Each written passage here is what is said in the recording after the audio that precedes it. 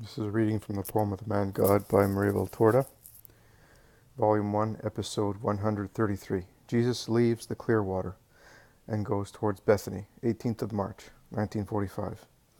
There are no pilgrims at the Clearwater.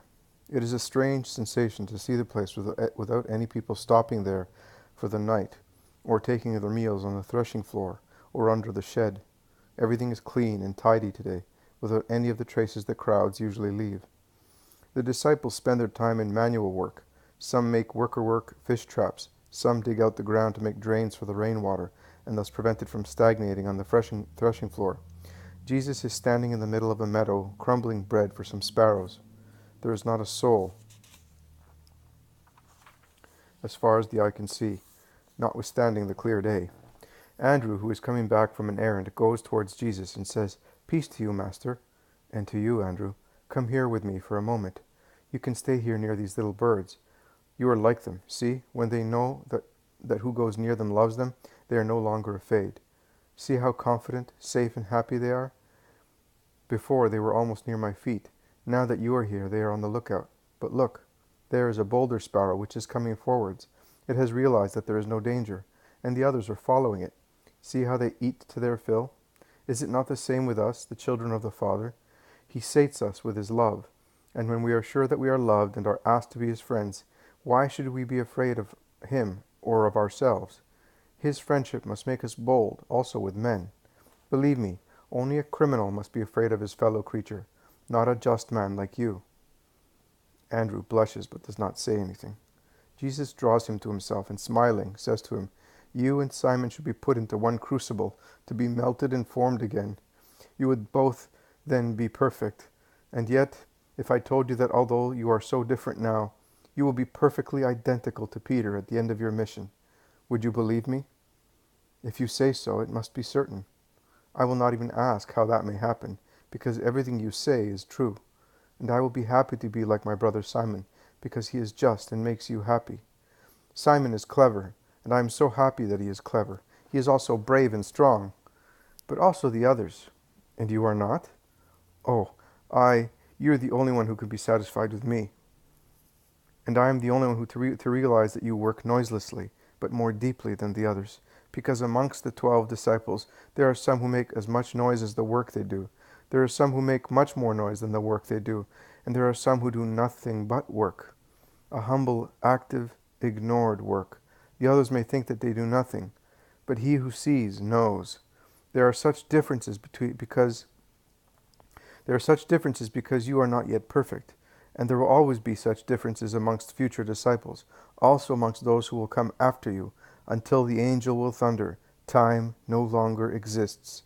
There will always be ministers of Christ who are equally able to work and to draw upon themselves the eyes of the world. They are the masters, and unfortunately there will also be those who are nothing but noise and exterior gestures, false shepherds with a histrionic attitude. Priests? No, they are mimers, nothing else. Gestures do not make the priest, neither does the cassock. Neither worldly knowledge nor mighty worldly relations make the priest. It is his soul, so great a soul as to crush the flesh. My priest is completely spiritual. That is how I dream him. That is what my holy priest will be like. The spirit has neither the voice nor the attitude of the stage player. It is insubstantial because it is spiritual, and therefore it cannot wear pepla or masks. It is what it is: spirit, fire, light, love. It speaks to the spirits. It speaks with the chastity of eyes, of gestures, of words, of deeds. Man looks, and he sees a fellow creature. But what does he see above and beyond the flesh? Something that makes him slow down his hurried steps, that makes him meditate and conclude, "This man, who is like me, has only the appearance of man. He has the soul of an angel."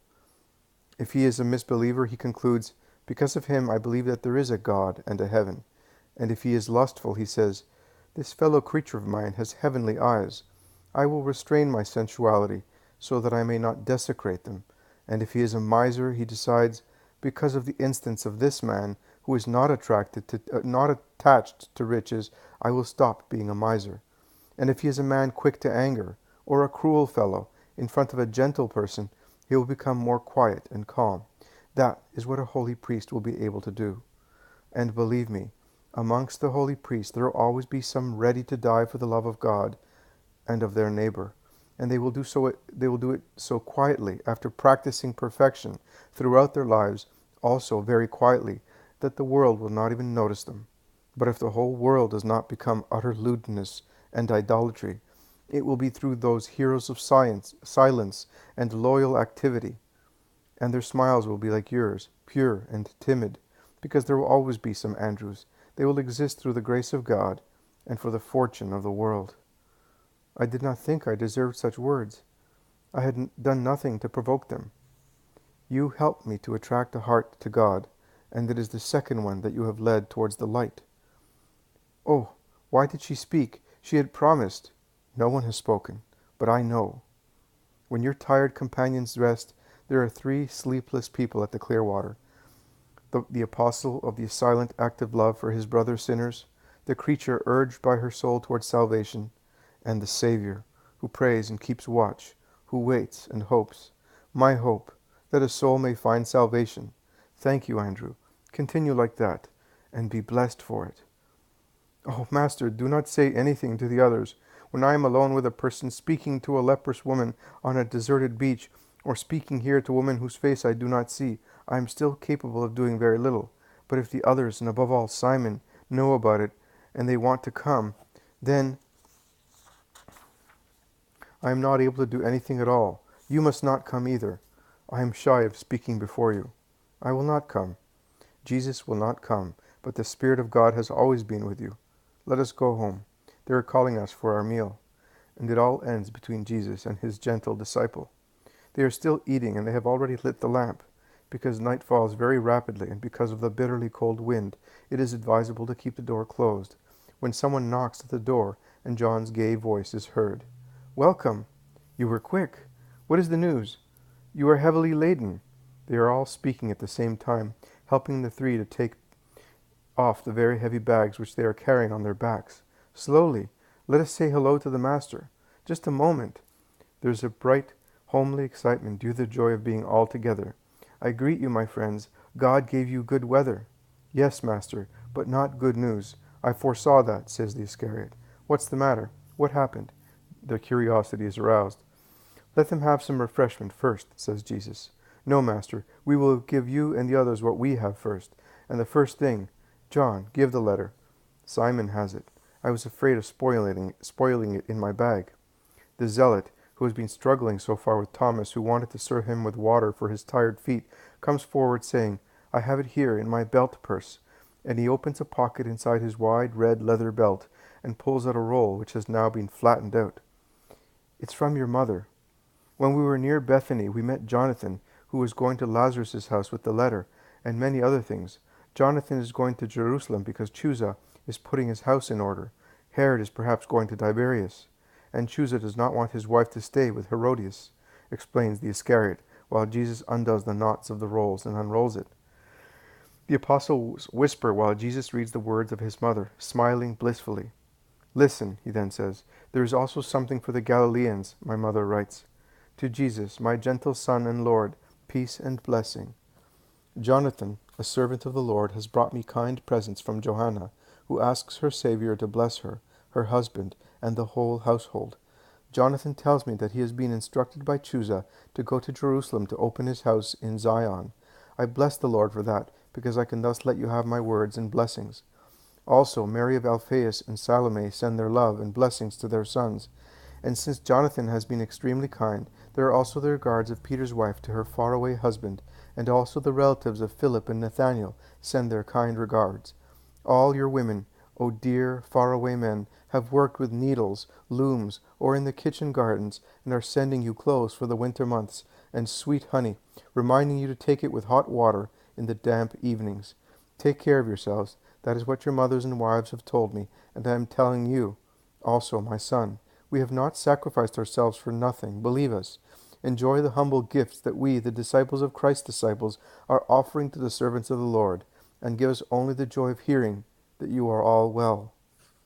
Now, my beloved son, I think that for almost a year you have not been entirely mine, and I seem to have gone back to the time when I knew that you were already here, because I felt your little heart beat within my womb. But I could also say that you were not yet here, because you were separated from me by a barrier which prevented me from caressing your beloved body, and I could only adore your spirit. O my dear Son and adorable God, also now I know that you are here, and that your heart beats with mine, never separated from me, even if we are not together. But I cannot caress, hear, serve, and venerate you, the Messiah of the Lord, and his poor maid. Johanna wanted me to go and stay with her so that I would not be alone during the Feast of Lights, but I preferred to remain here with Mary and light the lamps for you and for me. But if I were the greatest queen on the earth, and I could light 1,000 or 10,000 lamps, I would still be in darkness, because you are not here, where I was in a bright light in the dark grotto when I pressed you to my heart, my light and light of the world. This will be the first time that I will say to myself, my child is a year older today, and I have not my child with me, and it will be sadder than your first birthday at Materia. But you are fulfilling your mission, and I mine, and we are both doing the will of the Father, and we are acting for the glory of God. That wipes all tears. Dear son, I know that you are doing from what I am told. I know what you are doing from what I am told, as the waves carry the voice of the open sea as far as a solitary enclosed gulf. So the echo of your holy work for the glory of God reaches our quiet little house, and your mother rejoices and trembles, because if they all speak of you, not everyone expresses the same hearty feelings. Friends and people you have helped come to me and say, blessed be the son of your womb, and also your enemies come to pierce my heart, saying, anathema on him. But I pray for the latter ones, because they are poor, unhappy people, even more than the pagans who come and ask, where is the magician, the divine one? And they do not realize that while erring, they state a great truth, because you really are a priest, and great, according to the ancient meaning of the word, and you are divine, my Jesus. And I send them on to you, saying, he is in Bethany, because I know that I have to say so until you give me different instructions. And I pray for those who come seeking health for what is to die, that they may find salvation for their eternal souls. Please do not worry about my sorrows. They are compensated by the great joy of the words of those whose bodies and souls have been cured. But Mary has had a greater sorrow than mine. I am not the only one to be spoken to.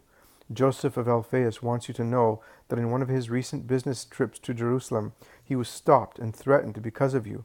They were men of the great council. I think he must have been pointed out by one of the head of the family. I think he must have been pointed out by one of the great men here. Otherwise, who would have known that Joseph is the head of the family and your brother? I am telling you this because as a woman I have to obey. But for what concerns me, I say to you, I would like to be near to you, to comfort you, but I leave to you to decide, since you are the wisdom of the Father, without taking into account my tears. Your brother Simon was on the point of coming to see you after that incident, and he wanted me to go with him, but he was held back by the bad weather, and even more by the fear he might not find you, because we were told as a threat that you cannot stay where you are.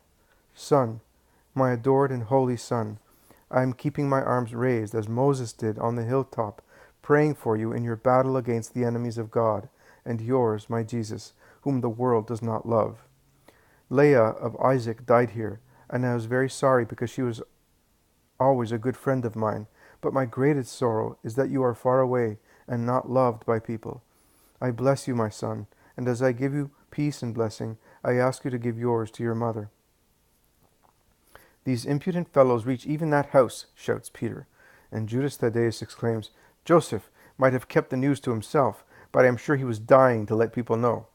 The howl of hyenas does not frighten living people, states Philip. The trouble is that they are not hyenas, they are tigers. They are after a living prey, says the Iscariot, who then says to the zealot, tell them what we have learned.